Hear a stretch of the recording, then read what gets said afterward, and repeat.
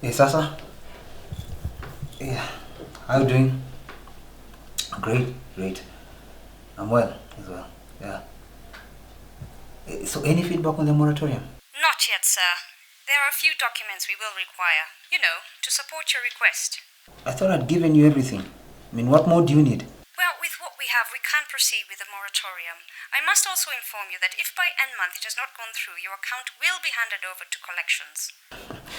Let's hope it doesn't come to that.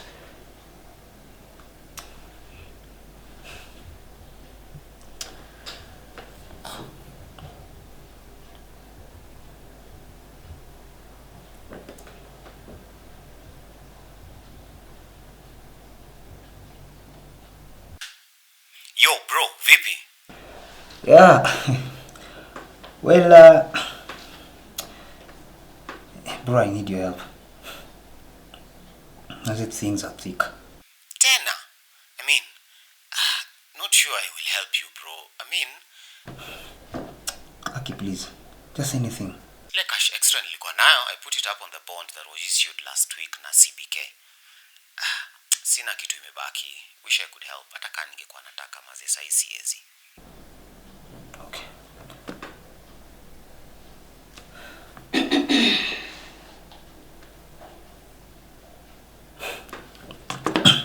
Hi. Hey. Are you going to be okay? Yes. Why?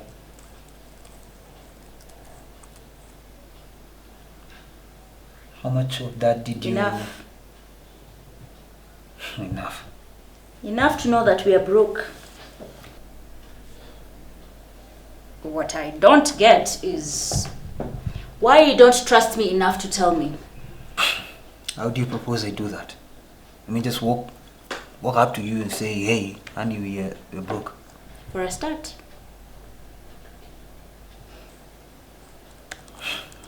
Don't think I'm able to do that.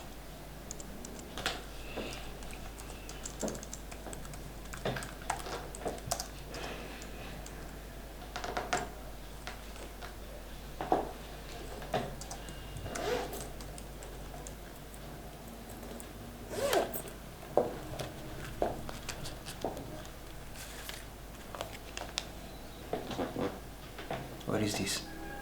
The pin is 4630. There's enough in here until you have whatever this is under control.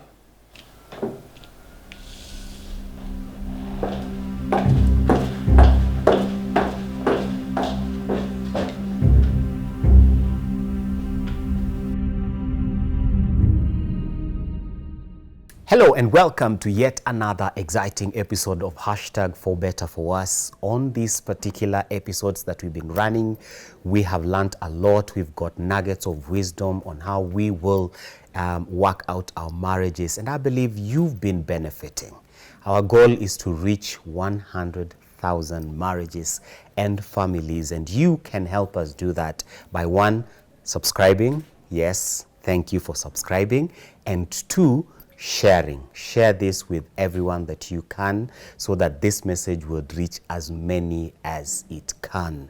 And today we are joined by a couple that we were introduced to last week, and they're going to take us through an issue as you've witnessed in that fight between Lexie and William. William is really working hard to provide for the family, but Lexie has money that only comes out at the end. So we are asking today, where is the place of openness when it comes to finances in marriage? We are talking about openness as far as finances in marriage are concerned. And to help us do that is the couple that we interacted with last week. But for the sake of those who are not able to watch, you can go back, by the way, and watch all those videos and get to hear what they were talking about. Last week, we were talking about boundaries in marriage. But today, we are looking at finances and openness. I'll allow them to introduce themselves. And as you know, there's a twist. And this week's twist is this. If money was not an issue, what would your ideal life look? My name is Edith Gore. He's the Gor. We are missionaries. We work in, currently we are missionaries in Tiati. If there was no, If money was not an issue, yes, that would be okay. That means that that means there would be a lot of money. Yes. I mean, there would be. It's not an issue. Yes. What would the ideal be? Wow, it's simple. Mimi ningeishi coast. Mombasa, beach property. And beach. Yes. Beachfront. Beach property. All right, Jimmy is my name. Gor. Married to Edith Gor, 15 years now. Yes, we serve as missionaries, as you've heard. Baringo, West Pokot. We are also church ministers. And on the side, I'm also a filmmaker, so passionate about film, but also passionate about marriage and families and leadership. So that's a bit of what we do. If money was not an issue, wow, okay. My ideal life will be, I guess I love what I do. Probably if money is not an issue, that means that I have money to do more. And have money to invest. Yeah, so I've always had this idea of just investments that also support the ministry. So yeah, thinking about real estate, a nice place for us to live as a family. Mombasa. Yes, that we own. In Mombasa. Mombasa will be one of them. Yeah, okay. Because money is not an issue. Money is not an issue. Why limit yourself to the sun the whole 12 months in a year? Be visiting our beach property in Mombasa. We need to talk. After this, you need to meet Apo Faragani nyuma ya tent. Yeah, sawa. All right. Has study has shown that money is the #1 cause for stress in relationships. I mean, it goes further to say that 30% of those who do not talk about money end up divorcing at some point. And it causes friction, unlike the normal where we think that extramarital affairs or that is the #1 leading cause for stress and conflict in marriage. Actually, it's money. And that is what we want to talk about today. So when did you two start talking about money in your relationship? Whether people like it or not, money is always an issue, is always the issue. I think when we started going out, it took some time before now we had started having the conversations around money. But I think by the time we'd actually agreed that now we are in a relationship, I think it had to come out because at that point we were both students. Of course, you think about students in terms of income, what comes in. We are dating, there are those expectations. Dating is actually going out on a date. And going out on a date means using money. And so at some point we had to have those conversations about, yeah, okay, so where do we go, what do we do, how do you use money, how much money do you have money? Yeah, because at some point I realized, yeah, we were having struggles that we were not very open with at the beginning. But I think when we shared and we agreed, it was much easier. Yeah, I think we began dealing with money together when we were dating. Not by the time we got into marriage, we had over 4 years experience of handling money together. Yeah, it was an awkward conversation because I'm a private person about money. I think if he was not an easy guy, I probably would have never. We would have our separate money issues. No, this question. The next question is specifically for you. Yeah. Has it in the whole course of dating, now getting married, and where you are right now, has it ever occurred to you at any point, for whatever reason, to sort of have that secret account or money place where you can go into when things are not very good? It has, and it has been actualized a few times. Yes, and now it is official. He knows that I hide ninafichanga na ninasia It's an open secret. It is an open secret. I hide. Yeah. For also we are told in church when we are in marriage seminars, we are told kila mwanamke akuwe na kamfuko kake ka basket ameficha mahali ni muhimu. So I have it. Have you ever had a friction as far as finances are concerned? Yes, he's generous. So I remember with my first job, I had calculated 20% savings, and it was just saving for the sake of savings. And then my dear husband, it was like a joint account. The joint account. That joint account that we have. And then my dear husband, someone has an issue with money, and my dear husband is generous. He goes and takes the money and gives them money. So when I'm coming after a while, I'm looking at the statement and I'm thinking, hey, but no. This is doesn't add up. No. Yeah. He forgot to update me. He was planning to update me. He forgot to update me. I was not amused. Yeah. Jim, utajitetea ukiwa upande gani? Those frictions are actually very important, Yeah. because they help you to plan. Yeah. Because I know even by the time we're actually agreeing on what she's mentioned about, there is a place where we're operating on the very basic in terms of when we talk about our budget, we know what are the key things, and I guess that was an easy place. But when you find that probably you are able to meet that, going to the next level, of course at that point, for me, furniture is, we have it, it is basic, it is here, but there's a place where she feels, what did you call it, nesting. She said a woman has to nest. There's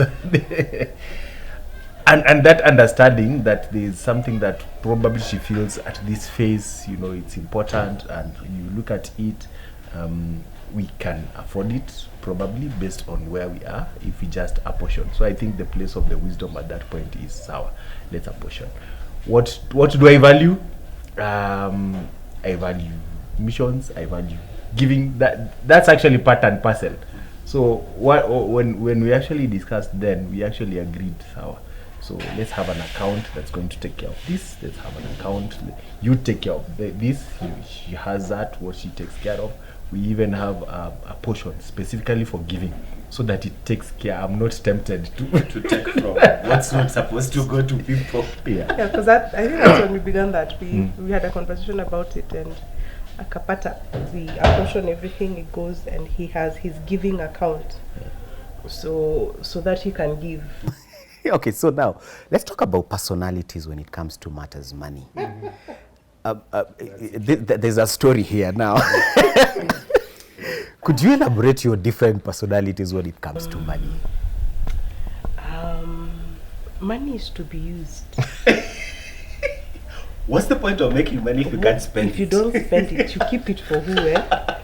Let the children make their own money and then enjoy it. Money is for spending. Jimmy? You need to think about the future.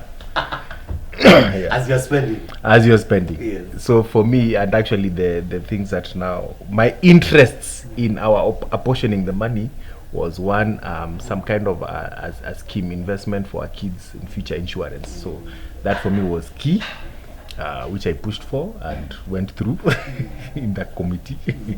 and also just giving, whether it's in church or just somebody in need.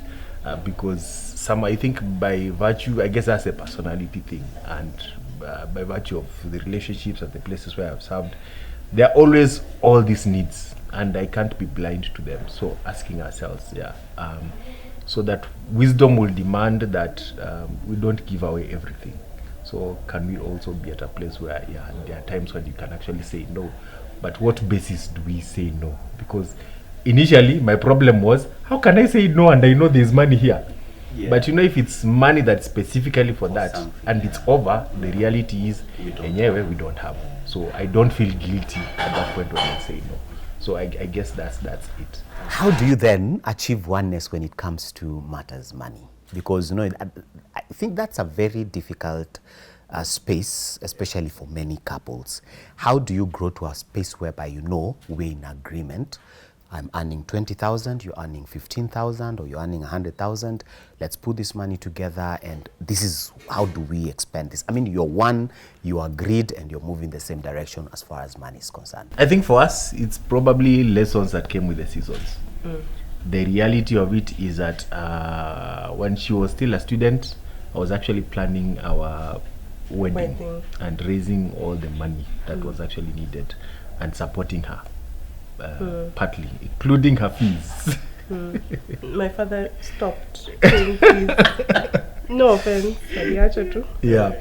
So we've actually had those seasons, and there's a time when now she came out. That time I was passionate about theater. I was so involved in theater and ministry on the side, and the kind of income that was coming could not really sustain. In fact, we were more supporting the passion, other than getting anything from it.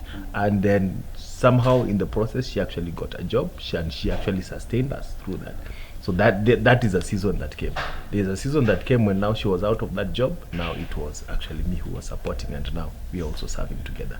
So we've had those seasons where it was me, and there's a time when it was her, and then it was me, and then now it was us. So I think through those seasons, there are all those learnings. You realize it's not, I think God has taught us to be one and to depend on each other, to know that I cannot do it alone, but also I guess as a practice also us also just being able to discuss this. And for us, money is not about how much you have, how much I have. It's about what needs do we have that we need to address, and what are our priorities. Because now when we have money that comes in, it doesn't matter how little or how much. In my mind and in her mind, she already knows there's definitely something that's going to be apportioned for to take care of household needs, to take care of the rent, to take care of ministry and the giving part. Yeah, so that's basically it. How then, let's talk about protecting your family as far as areas finances are concerned. How have you done that in your marriage, and what do you intend to do given resources now? I think a big part of it came from conversations that we've had out of those situations that we've actually been driven into by circumstances, when we realize I don't seem to be very prudent on one side. She also doesn't seem to be very prudent on one side, because prudence at that point is different things to different people. Because she'd find, for her, the priorities are like, okay, so we have money, we have to take care of these needs, which sometimes for me I'm like, is that really important?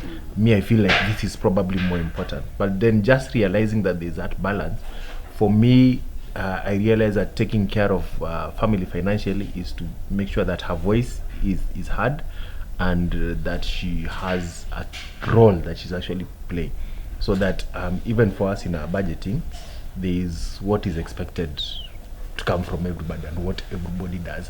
And what that does is that she's pushing her side and pushing my side. So making sure that there is that balance. So it doesn't work out perfectly always, yes, but at least there's a champion. The two prices increase. Yes. Yeah, so inflation budget, yes, inflation, and there's one side where he has to limit my expenses, which I allow him to. And there's the other part where I have to encourage him to give less. Encourage him to give less. Yes, encourage him to give less. So that not really how's the encouragement? Not less, with a limit. Yeah, with a limit. Encourage him to limit. Yes, with the limit. To put account. Hiyo umesema. Limit your giving. Put a limit. Put a limit. Yeah. Yes. All right, and now, Edith, this particular one, couples out there that are struggling with being open as far as finances are concerned, and it could be for an array of reasons, some understandable, some very not good reasons, but they're in that space, they're struggling to be open as far as finances is concerned. what would you tell them? I guess try to be open as much as possible, but you also need to learn your spouse, because money is tricky. It would be unfortunate if you if you're open with your money and your spouse, but your spouse still needs lessons on stewardship on money, and then mupate hamna chakula, watoto wana fees, and they have messed everything up. And I think this goes both ways. Sometimes women are never concerned about the real life expenses, and sometimes it's the men who are not in touch with the real life expenses. So if you can communicate about it, my thought is communicate. If you can't, try and cover each other. Really, I cover his shame, he covers my shame or my weaknesses, and then what we present to the world, to our family, is this unit set up. Yeah. All right. I think there's need for financial counselors, even as we have marriage counselors, because that's the reality. And I think, as you said it at the beginning, money is usually a big problem because people are not very comfortable talking about money sometimes, and it's easy.